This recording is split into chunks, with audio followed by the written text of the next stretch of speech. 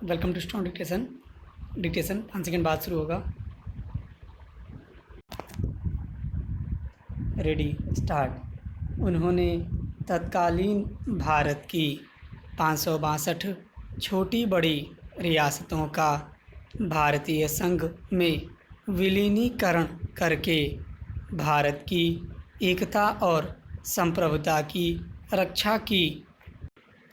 यद्यपि जूनागढ़ और हैदराबाद की रियासतों को भारत में मिलाने के लिए उन्हें कूटनीति का सहारा लेना पड़ा, परंतु यह सरदार पटेल ही थे जो इस असंभव से लगने वाले काम को संभव कर सके। महात्मा गांधी ने भी इस संदर्भ में पटेल को एक बार लिखा था, रियासतों की समस्या इतनी जटिल थी जिसे केवल तुम ही हल कर सकते थे। इसी कारण गांधी जी ने सरदार पटेल को लौह पुरुष की उपाधि दी।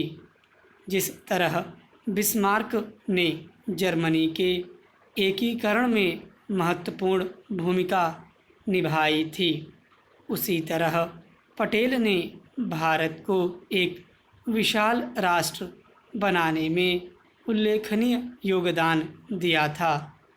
इस संदर्भ में लंदन टाइम्स ने भी यह लिखा था, बिस्मार्क की सफलताएं पटेल के सामने महत्वहीन रह जाती हैं। यदि पंडित नेहरू सरदार पटेल के कहने पर चलते तो कश्मीर, चीन, तिब्बत व नेपाल के हालात आज जैसे न होते। पटेल सही मायनों में मनु के शासन की कल्पना थे। उनमें कौटिल्य की कूटनीतिज्ञता तथा महाराज शिवाजी की दूरदर्शिता थी। सरदार पटेल वास्तव में भारतीयों के हृदय के सरदार थे। गौरतलब है कि नेहरू द्वारा कश्मीर समस्या को संयुक्त राष्ट्र में ले जाने के कारण पटेल इसे भारत का अंग न बना सके, अन्यथा एक बार उन्होंने स्वयं यह स्वीकार किया था कि यदि इसे संयुक्त राष्ट्र संघ में न लेकर जाया गया होता तो वह हैदराबाद की तरह ही इस मुद्दे को भी आसानी से देश हित में सुलझा लेते। चीन के संदर्भ में भी उन्होंने पंडित नेहरू को सचेत किया था, परंतु उन्होंने सरदार पटेल के सुझाव की अनदेखी की, जिसका परिणाम आगे चलकर चीन के साथ हुए युद्ध और उस युद्ध में हुई हार के रूप में सामने आया। बाद में यह महसूस किया गया कि यदि सरदार पटेल को आज़ाद भारत का प्रधानमंत्री बनाया जाता तो बेहतर होता।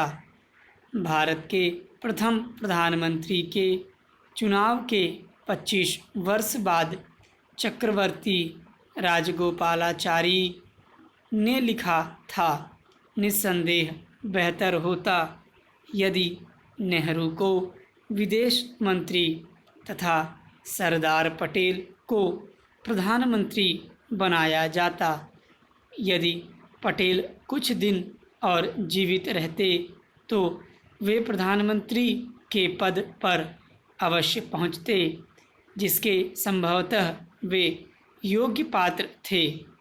तब भारत में कश्मीर, तिब्बत, चीन और अन्य विवादों की कोई समस्या नहीं रहती। सरदार वल्लभ भाई पटेल नए भारत के सृजनकर्ता थे।